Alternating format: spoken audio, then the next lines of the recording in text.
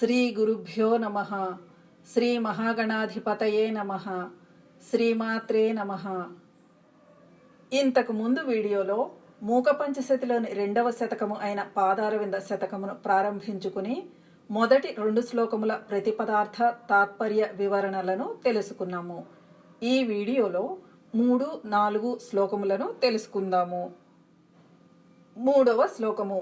ఈ శ్లోకములో కామాక్షిదేవి పాదకమలములు హంసలు నడక నేర్చుకొనడానికి తొలి గురువులు అని, దరిద్రమును తొలగించే కల్పవృక్షము అని, దట్టముగా అలుముకున్న చీకట్లను సైతము చీల్చివేయడంలో ఎంతో నైపుణ్యమును కలిగి ఉన్నవని చెప్పబడినది.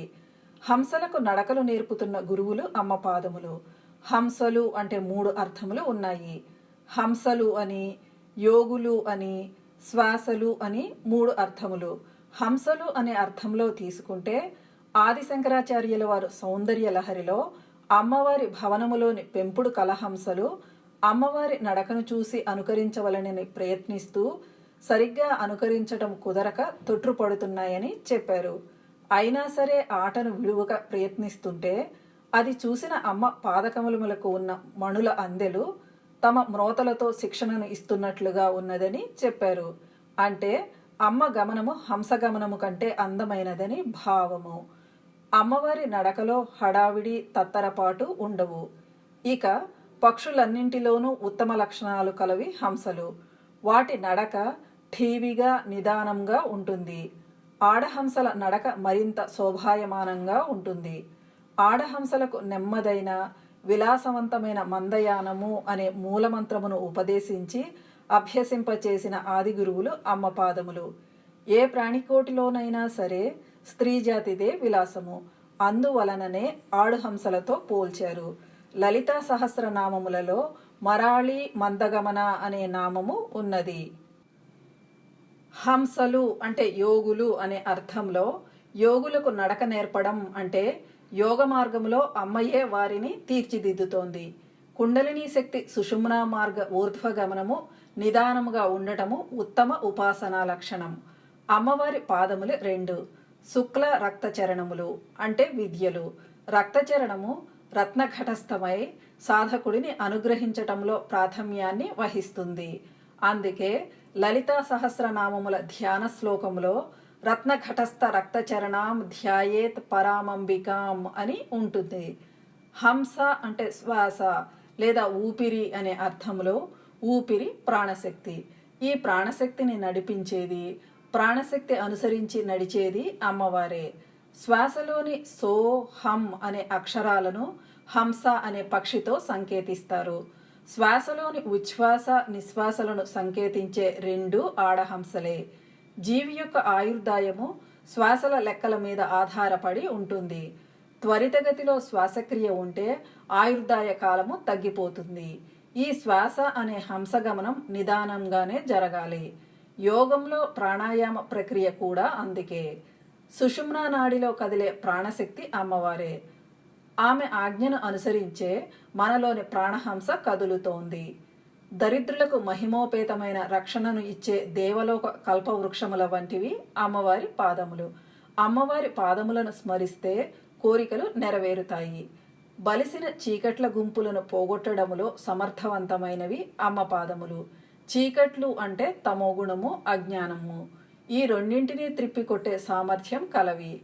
యోగ మార్గములో వెళ్లేవారిని ఆ మార్గములో తీర్చిదిద్దుతూ కోరికలు తీరవలెనని ఆశ్రయించే వారికి అంటే సకామ భక్తులకు కల్పవృక్షము వలె కోరికలను దరిద్రమును తీర్చుతూ, జ్ఞాన మార్గములో ఉన్నవారికి అవిద్య లేదా అజ్ఞానమును నశింపచేసేవి అమ్మవారి పాదములు. అమ్మవారితో ఓడినవి బహువచనములో ఉన్నాయి. అవి మరాళాలు అంటే హంసలు, చీకట్ల గుంపులు, కల్పవృక్షములు 5. వీటి అన్నింటికంటే అతిశయమైనది అమ్మవారి పాదము అనే కల్పతరువు. ఆ 5 కల్పవృక్షములు చేయలేని పనిని సాధకులు అందరికీ అమ్మవారి పాదమే లభింపచేస్తుంది. శ్లోకము. మరాళీనాం యానాభ్యసన కలనా మూలగురవే దరిద్రాణాం త్రాణవ్యతికర సురోద్యాన తరవే తమస్కాండ ప్రౌఢి ప్రకటన తిరస్కార పటవే జనోయం కామాక్ష్యాశ్చరణ నలినాయ స్పృహయతే. విడతీసి చదివిన శ్లోకము.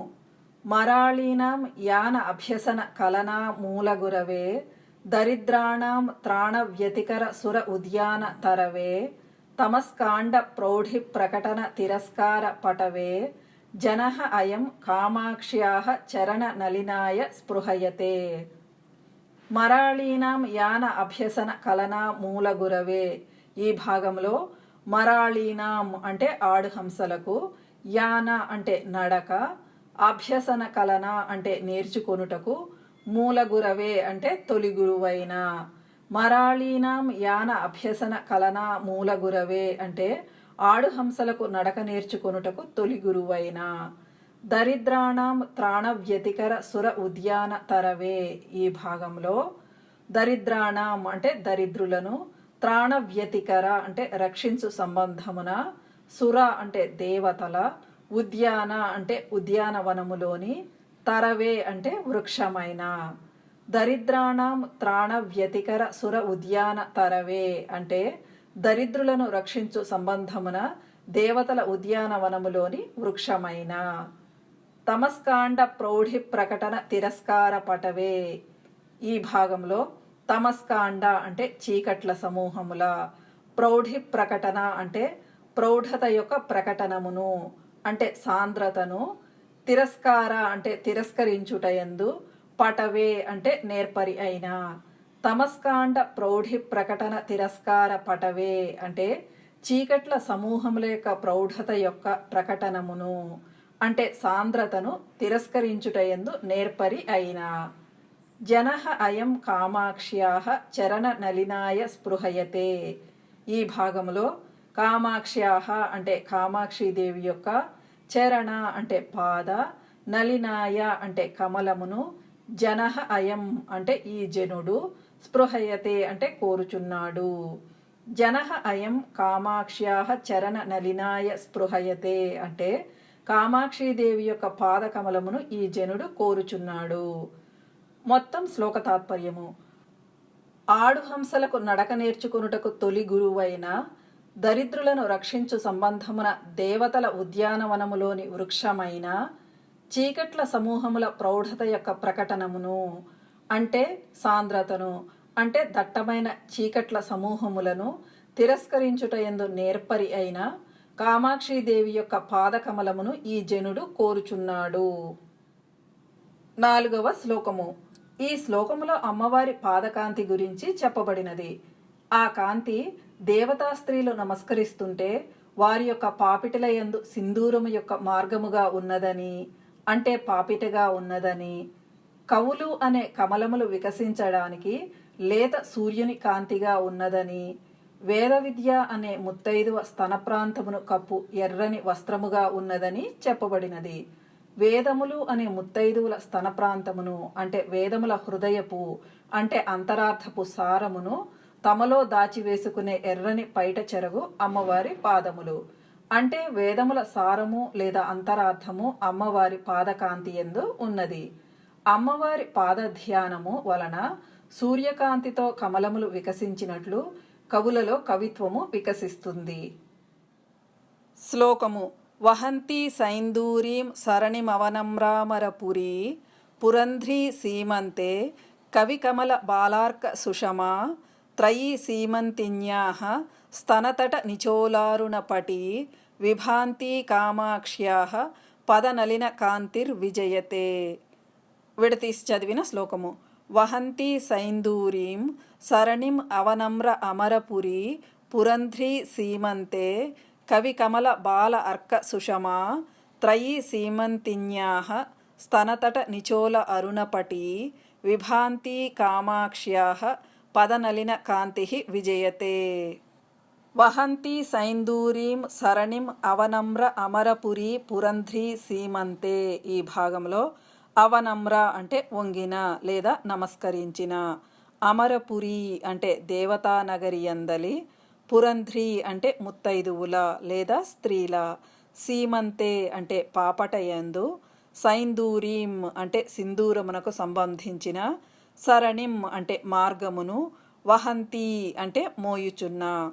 వహంతి సైందూరీం సరణిం అవనమ్ర అమరపురీ పురంధ్రీ సీమంతే అంటే వంగిన లేదా నమస్కరించిన దేవతానగరియందలి ముత్తైదువుల లేదా స్త్రీల పాపటయందు సింధూరమునకు సంబంధించిన మార్గమును మోయుచున్న.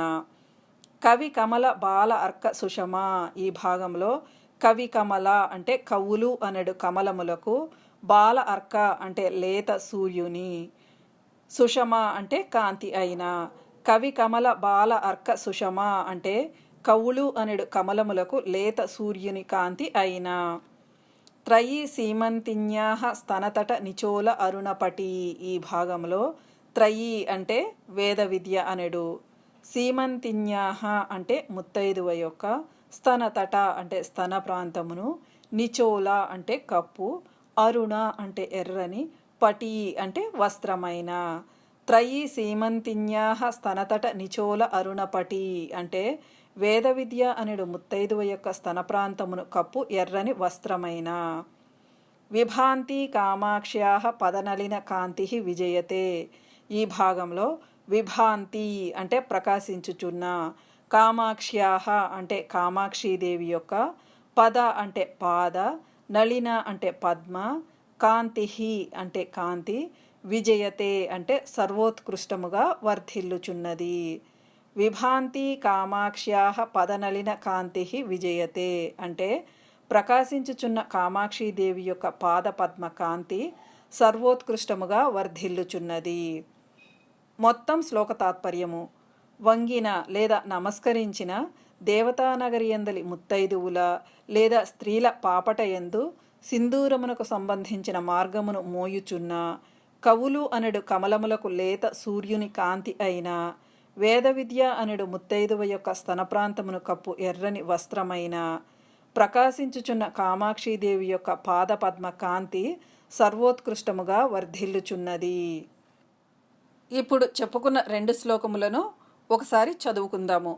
మరాళీనాం యానాభ్యసన కలనా మూల గురవే, దరిద్రాణాం త్రాణ వ్యతికర సురోద్యాన తరవే, తమస్కాండ ప్రౌఢి ప్రకటన తిరస్కార పటవే, జనోయం కామాక్ష్యాశ్చరణ నలినాయ స్పృహయతే. వహంతి సైందూరీం సరణిమవనమ్రామరపురీ, పురంధ్రీ సీమంతే కవికమల బాలార్క సుషమా, త్రయీ సీమంతిన్యాహ స్తనతట నిచోలారుణపటి, విభాంతి కామాక్ష్యాహ పదనలిన కాంతిర్విజయతే. మన 2వ ఛానల్ అయిన చిద్గగన కౌముదీలో అమ్మవారి స్తోత్రములు అర్థ తాత్పర్య వివరణలు లేకుండా షార్ట్స్ రూపంలో, లాంగ్ వీడియోస్ రూపంలో ఇవ్వబడుతున్నాయి. మన 3వ ఛానల్ అమృతఝరీలో శివానందలహరి శివమహిమ్న స్తోత్రము శ్లోకములు షార్ట్స్ రూపంలో ఉన్నాయి. అలాగే శివానందలహరి స్తోత్రము 10 శ్లోకములతో లాంగ్ వీడియోస్ రూపంలో చేయబడుతోంది. ఆ ఛానళ్ళ లింక్స్, ఇప్పుడు చెప్పుకున్న 2 శ్లోకములు, ఇంగ్లీష్లో రాసిన శ్లోకములు డిస్క్రిప్షన్ బాక్స్లో ఇవ్వబడినాయి. పాదారవింద శతకంలోని మరికొన్ని శ్లోకములతో వచ్చే వీడియోలో కలుద్దాము. అంతవరకు సెలవా, మరి ఉంటాను. శ్రీమాత్రే నమః.